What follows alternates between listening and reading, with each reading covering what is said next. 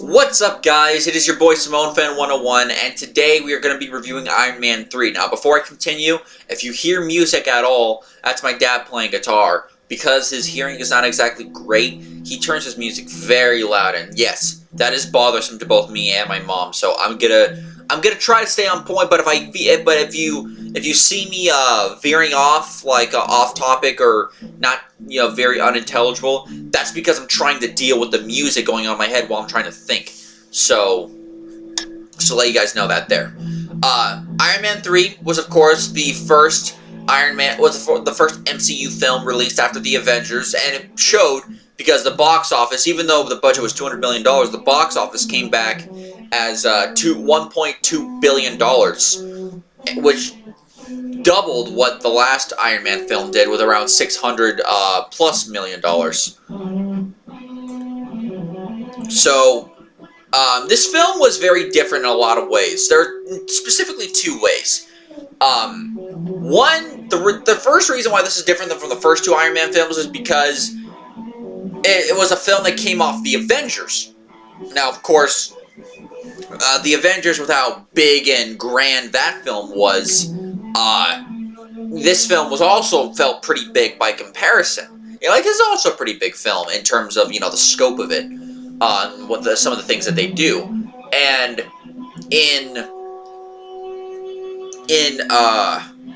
you see, this is what I'm talking about. The music is fucking messing with my head. But the other reason why this film was very different is the fact that Jon Favreau, who directed the first two Iron Man films, stepped down or was replaced. I guess it depends on who you ask. And instead, his replacement was Shane Black, who has a pretty good track record, but because he did help screenwrite this film along with another guy, he's the guy who's usually blamed for the big plot twist of this movie, and I'll get to that in a bit. Yeah. What's the plot of this film? Well, we start off, much like with other films, with a brief flashback of the past. In this case, in a New Year's Eve, sorry about that. A New Year's Eve party in 1999. Y2K. It's going to become 2000 real soon. Tony Stark meets with actually, before that, we have a very brief cameo appearance from Yinsen, who, of course, was Tony's fellow prisoner in the first Iron Man film when they were captured by the Ten Rings, played by the same actor too. And in this film, but aside from meeting Yinsen, he meets a scientist by the name of Maya Hansen, who has a substance that she's creating called Extremis, which is supposed to regenerate give like regeneration abilities. And she's creating this for people who are crippled, specifically people who have missing limbs, missing arms, missing legs, all that good stuff. While of course they're on their way in the elevator about to do the Tony Stark meets up with a young nerdy scientist by the name of Aldrich Killian, who of course offers a friendship in terms of his company AIM. Advanced Idea Mechanics, or just AIM simply, but Stark pretty much just blows him off. Then we cut to the present, or as soon as the present I should say. This is 7 months after the events of the Avengers, and Tony Stark is suffering from post-traumatic stress disorder, PTSD, and is having very frequent panic and anxiety attacks, which, yeah, I'll get to the anxiety attacks in a little bit, but it seems strange for Tony Stark, of all people, to be getting anxiety attacks. Regardless of whether you think it's weird or not, he's restless, he's not going to sleep for days on end, and he's creating new Iron Man suits to the point where, by the events of his third appearance in the Avengers, he was only up to, like, Mark 7.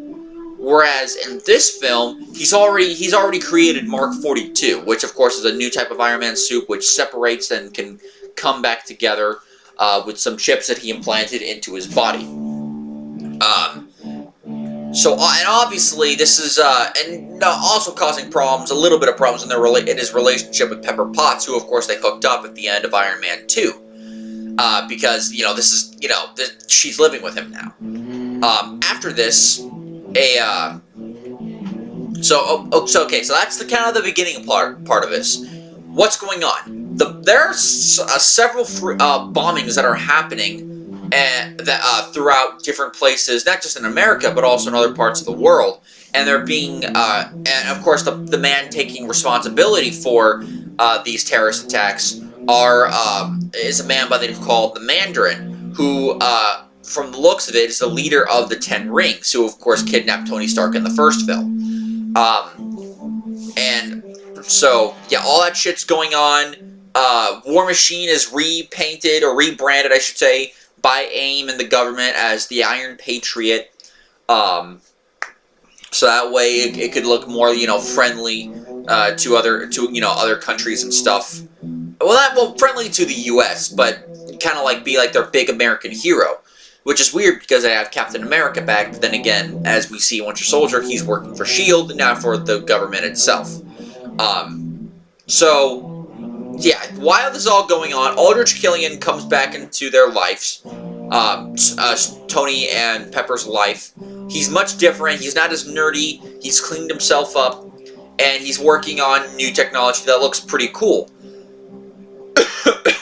But what they don't know is that he's actually working for the Mandarin. At least that's what it seems.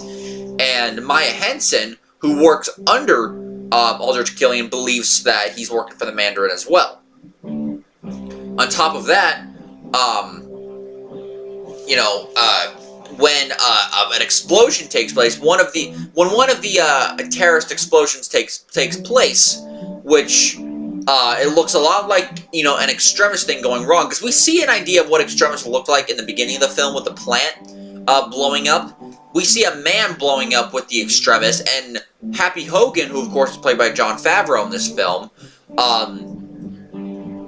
he's critically injured and almost dies, but he doesn't die. Instead, is put into a coma in the hospital. Tony, understandably pissed off, makes, to be fair, one of the dumbest things that's ever been done in a superhero film, which is it's one thing to reveal your identity, but if you live in a remote place that's not, coming from anybody, or that's not being revealed by anybody, that's okay. He reveals his address, which paints a big target on his back, and not so shockingly, as Maya Henson tries to warn them about what's going on, the Mandarin comes in. Or should I say, the Mandarin sends helicopters to attack Tony and his home, and what was actually a very good sequence. Mark 42, which has been malfunctioning at certain points, now is seemingly no longer functioning, but for whatever reason, Tony is knocked out, and Jarvis automatically flies into Tennessee for seemingly no reason. As it turns out, one of the earliest extremist bombings took place at Tennessee, and he's being kind of warded and partnered with a little kid by the name of Harley, who in this film was played by Ty Simpkins, who's actually a pretty good child actor, I gotta say. He's only 10 years old. His character, should I say, is only 10 years old in this film. And by the way, by this point, Tony's, the Iron Man suit is busted. He no longer has Jarvis with him. He's basically in the middle of nowhere, very similar to how he was in the first Iron Man film when he was in the terrorist cave and had to survive only on his wit, as well as another partner being Yinsen, of course. In this film, of course, it's Harley. He's investigating, and he comes across a couple of extremist people who are trying to kill him, but of course they do not succeed. He eventually takes off with a very important document on what's going on to Miami. Well, yeah, he's going. Yeah, and he eventually traces the Mandarin to Miami. Meanwhile, a plot is going on in order to get Colonel James Rhodes out of the now Iron Patriot suit. He was kidnapped by.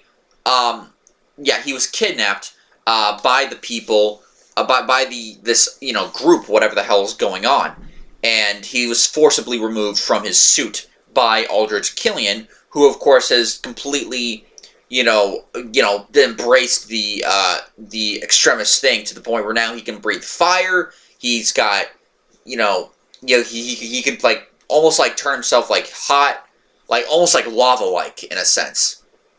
It's the best way to put it. So while that's going on at the same compound, Tony breaks in and comes across the Mandarin, who is in fact not the Mandarin, and is in fact an English actor by the name of Trevor Slattery, played in this film by Ben Kingsley. I'll get to this twist in a little bit. And obviously he was never told exactly what was going on. He was kept out of the dark in terms of the actual explosions and everything. He thought, I'll just cover for this and make some good money off of it, not knowing exactly what was going on. Basically, they were using him like a puppet, in a sense. So instead of the Mandarin controlling Killian, in fact, it was the other way around. Aldrich Killian is the one behind this. And after this is all revealed, Tony gets captured. Maya Henson, who, after a conversation with Tony, tries to break him free, she's killed by Aldrich Killian. When she tries to stop him, tries, to fix things, basically. Tony Stark escapes once his Iron Man suit, which is still back in Tennessee, is done charging itself, and comes back to the compound, though he still can't fly, because apparently something's wrong with the flying aspect of his suit. Now, back to Colonel Rhodes. He eventually is excavated from his suit and tries to fight out of it, but the suit is taken and is used as basically kind of a decoy by Killian to attack President Ellis, and so he can kill Ellis in front of a live audience, live TV, and make a point.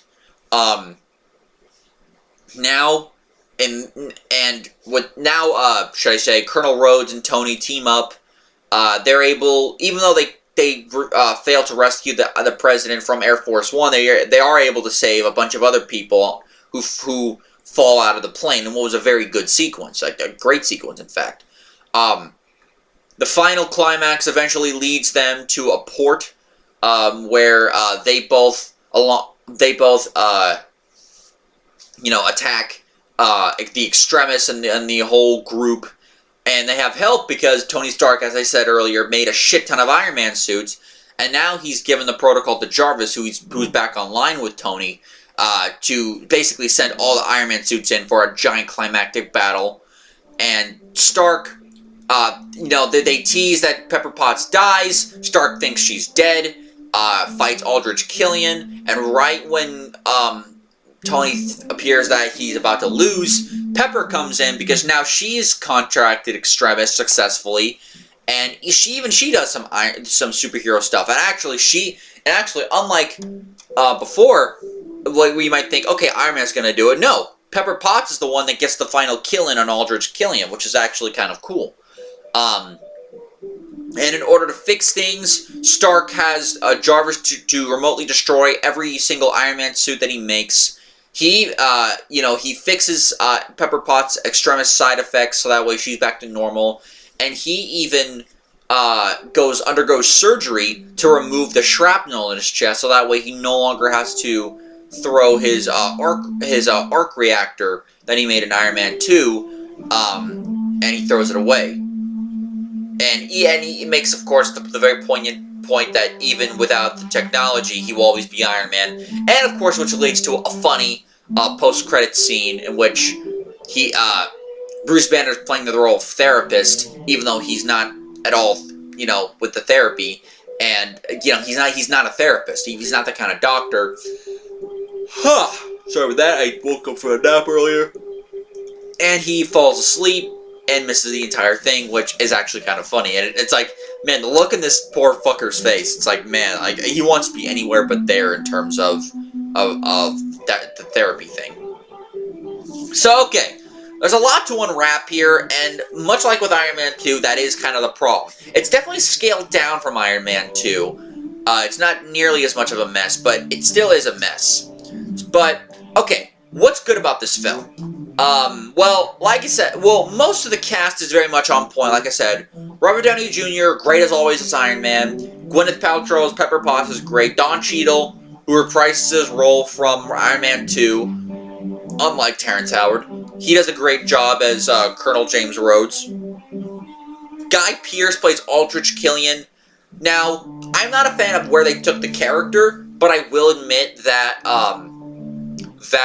Guy Pearce did the best he could acting-wise, and the script in many ways was written so well that even with the somewhat not so great plot, they're able to save it just a little bit with a good script. Rebecca Hall, I wish she was in this movie more as Maya Hansen, but I did like her performance. Jon Favreau's Happy Hogan was actually in the 2, 3, 4 scenes he's in, actually very funny. Ben Kingsley, and much like with Aldrich Killian, Ben Kingsley as Trevor Slattery, aka the Mandarin. You know, again, what saves it is A, the performance of Ben Kingsley, and the fact that even though it was dumb, it was written well. So I can't be too mad at it, but just a little bit mad. So yeah, we have a bunch of shit coming in. We even have Bill Maher and Joan Rivers making cameo appearances in this film, which is actually kind of cool. Now, okay, so we had the acting's all on point. The special effects, obviously, with the budget, was a major step up from the first two films. Not that the first two films, special effects are great, but the things they do in this film are absolutely fantastic. And like I said earlier, this is a big film, like I said, coming off the Avengers. So the action sequences are a lot bigger. They're a lot more not saying that the first two films didn't have good choreographed fights, but what I think, but like you know, scenes like Tony being imprisoned in the Killian's compound in Miami, the plane fight, the plane rescue, which apparently was a mix of CG and real legit free falling parachute.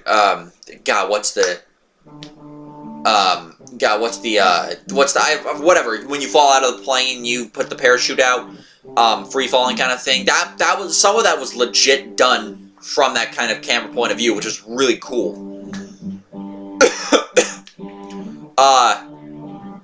So yeah, you had that, good special effects. Like I said, the writing in a lot of ways is what saved this film from, because this film could have been shit with some of the choices they made. But what saved it was the fact that it was written very well. Even though it does not have the best plot in this film, what this movie does have is the best script. I mean, for example, it has the funniest lines of the three films. Not saying the other two films are not funny, they are. But out of all the three films, this is the film that made me laugh the most. Jarvis even got a few laughs out of me, and Jarvis was always very straightforward in the first two films. In this film, they gave him a few good moments, which made me laugh, giving him just a tad bit more personality. They wrote the kid character very well, on top of getting a good child actor. It was a well-written movie. Just the plot that they went with was just not that good. Which I'll get to in just a moment here. So yeah, great special effects, great script writing. Not great plot writing, but great script writing and great characters. Or well, not great characters, should I say, great acting. Now let's get into the bad. And yeah, this film, it still has a couple issues that kind of are taken over from Iron Man 2. First of all, there are a bit too many plot points that are like very much like Iron Man 2, a bit too many plot points. For example, the rebranding from War Machine to Iron Patriot, it's a funny little gag, I'll admit. It did make me laugh.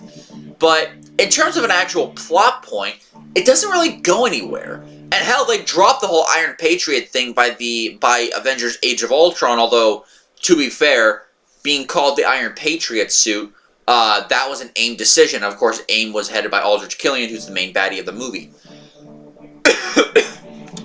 So yeah, you had that. You had the fact that you had both a Mandarin plot and an Extremis plot. And honestly, you're both an Extremis plot and a Mandarin plot could have held their film all on their own, and it still would have been a good film worth watching. They just needlessly crunched it together. Another thing that I found was weird was the fact that, again, Tony Stark, as smart, I know that the thing is he's got a lot of intelligence, not a lot of wisdom, but really, the choice that he made to reveal his location, his personal public address, I mean, that was very, very stupid of him to do that. And obviously it bit him in the ass not too long later. I'm like, I know I love this guy, but I mean, he deserved it. I'm just saying right now, he kind of deserved it in a way. So yeah, you had that. Like I said earlier, as much as I enjoyed her performance, as little as it was, I wish we would have gotten more Maya Hansen. I mean, we got an idea of why she did what she did, but we didn't get too much of her character in this film. I think a couple more scenes with her would have benefited the movie a little bit more. Now, let's get into what really brought the film down in a lot of ways. Because those things are relatively minor, and I could still give the film like an 8 or 9 out of 10. But I can't give it that because of the two choices that they made. First of all, okay, so Aldrich actually no, it's a 1-2 kind of thing, so I gotta get into them. What they do with Ben Kingsley as the Mandarin is a big, probably the biggest slap to your face villain that you will ever see in a Marvel film, ever see in almost any comic, well, maybe not any comic film, but in a MCU film. So dumb.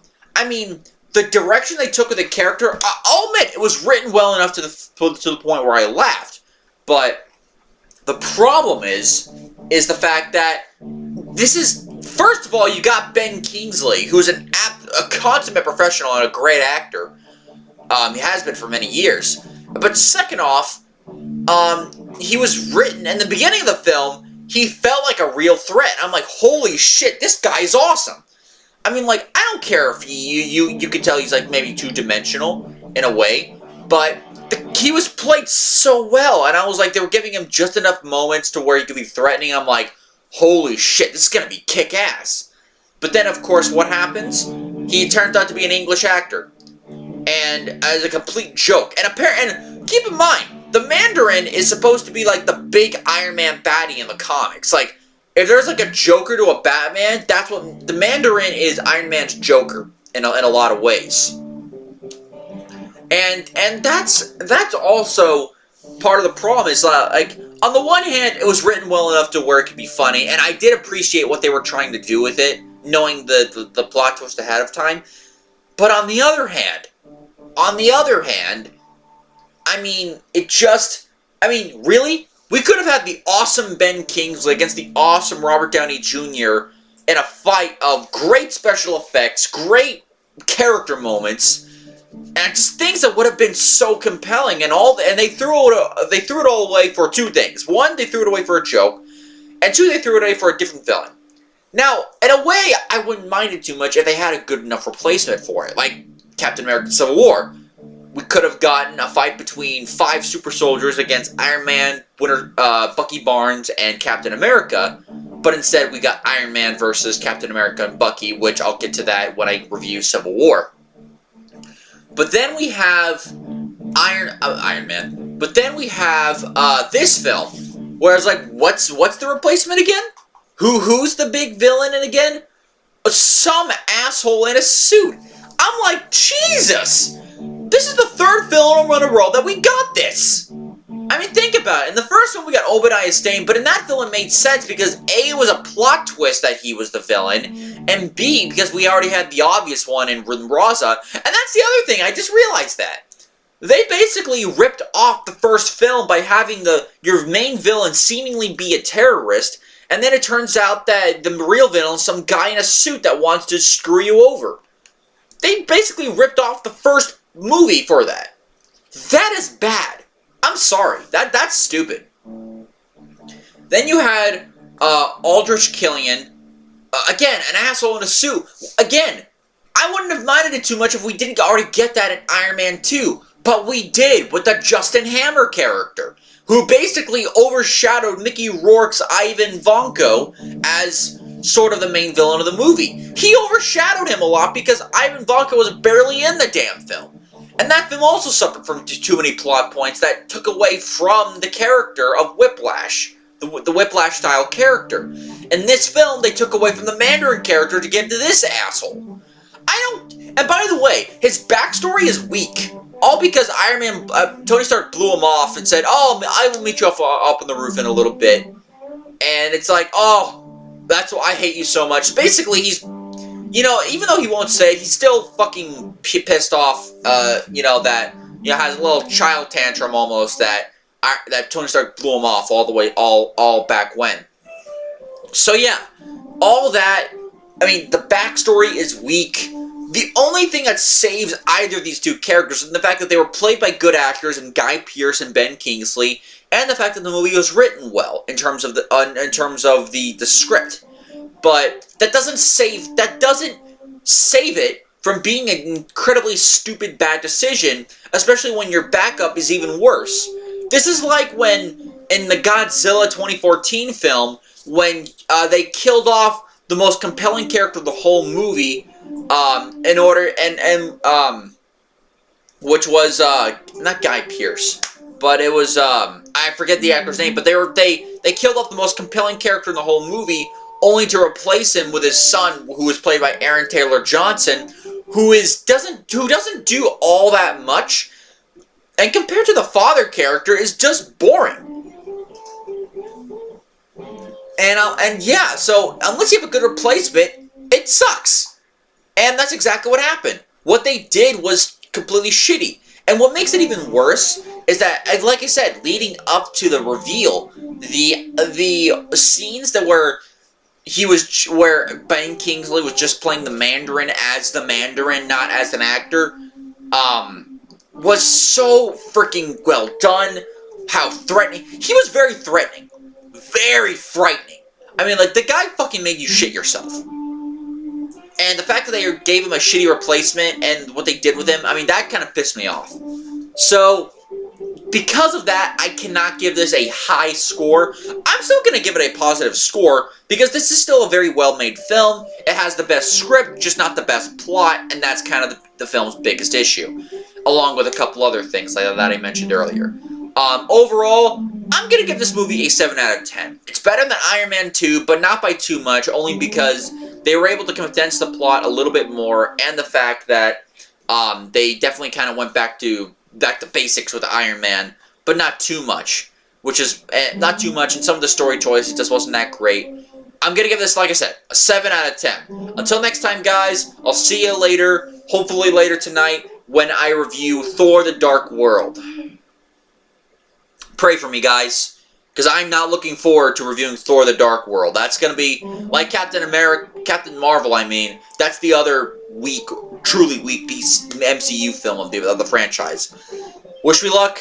Till next time, guys. Peace.